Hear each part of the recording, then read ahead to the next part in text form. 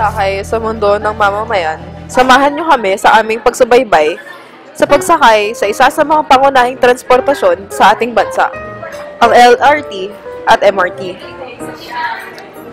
Ang ruta ng LRT-1 ay magsisimula sa Baclaran patungong Roosevelt, samantalang ang LRT-2 naman ay manggagaling sa Recto patungong Santolan. Ang MRT-3 ay patungong North Avenue hanggang Taft Avenue. Vito Cruz Station, ang unang istasyon na aming nilakbay patungong sa EDSA Station ng LRT. Upang marating ang MRT-3, makikita natin dito na sa oras na to, medyo maluwag ang paakyat. Wala pang masyadong tao. Makikita din natin na may mga iba't ibang signages kung saan tinuturo ang ruta upang ipaalam sa bawat tao na sasakay ang tamang lugar kung saan dapat sumakay. Makikita natin ang iba't ibang presyo na nakasaad sa labas ng ticket booth bago sumakay ang tao. Makikita din natin ang paggamit ng teknolohiya upang makapasok sa tamang lugar bago makapasok sa gate patungo sa tren. Mahigpit ang security bago makapasok. Mahigpit ang pag-check ng bag ng bawat mamamayang pumapasok upang masiguradong walang masamang pwedeng mangyari. Ngunit kahit na chinecheck ito ng security, hindi pa rin masisigurado na walang makakatakas. Dahil na rin sa sobrang dami ng tao at nagmamadali na rin ang mga tao, kaya hindi mainam ang pag-check sa bag. Hindi nakikita ng mga bawat gwardya ng mabuti ang gamit ng bawat sasakay. Magulo at napakaraming tao at sabay na rin ng napakainit na panahon ang iyong dadatnan sa pagsakay ng LRT. Ang gulo ng mga tao kung saan hindi masyado nabibigyan ng pansin para man lang ayusin at masigurong ligtas ang bawat taong sasakay. Madami masyadong tao at kinakailangan mong mag-ingat sa iyong gamit. Kung hindi, may mga pagkakataong mananakawan ka o mapagsasamantalahan ng ibang masasamang tao. Taon-taon may nababalitaan tayong mga aksidente, krimen at suicide na nangyayari sa LRT at MRT. Ito ay dahil sa kawalan ng seguridad, makalumang tren at mga stasyon. Kung ikukumpara sa mga karatig na bansa tulad ng Singapore, Malaysia, o Japan, malayong malayo ang pagkakaiba nito. Para sa isa sa mga laging sinasakyan ng mga commuters, ang LRT at MRT ang dapat bigyan ng unang pansin dahil gamit na gamit ito ng mga mamamayan. Dapat sinisiguradong maayos at ligtas ito. Ang pagdaos ng tao sa mga sumusunod na pangyayari, ang natural at normal na kalagayan ng pagsakay sa LRT. Kailangan mo talaga makiayon sa mga tao at mag-ingat sa iyong gamit dahil na rin sa sobrang dami ng tao at siksikan. Tulad ng inyong nakikita na nagsisiksikan at naguunahan sa pagsakay lamang. Ang iyong madadaanan patungo sa pagsakay ng MRT, ang isang hallway kung saan napakahaba at napakainit. Sabay-sabay ang mga tao sa paglalakad. May kita mo din sa bawat sulok ang mga iba't ibang vendor kung saan bawal sila magtinda. Ilang batas ang kanilang sinusuway para lang sa kanilang hanap buhay.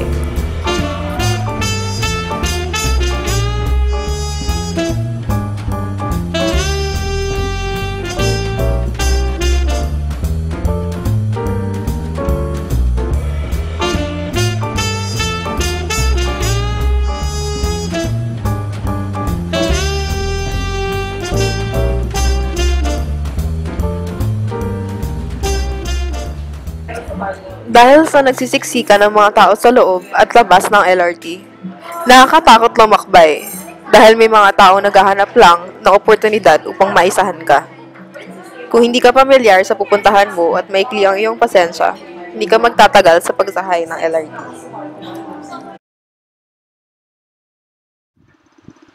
Ang mga susunod na eksena ay ang aming aktwal na kuha kung paano nagpapakahirap araw-araw ang mga Pilipino makasakay ng tren.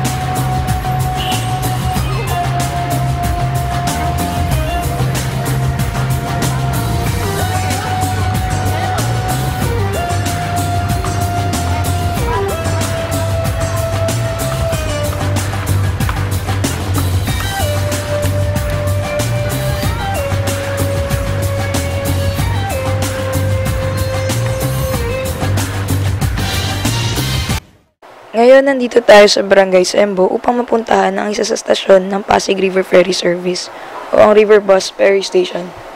Ang Pasig River Ferry Service ay ang nag-iisang water-based transportation na bumabiyahe sa Pasig River mula Pinagbuhatan, Pasig hanggang Intramuros, Manila.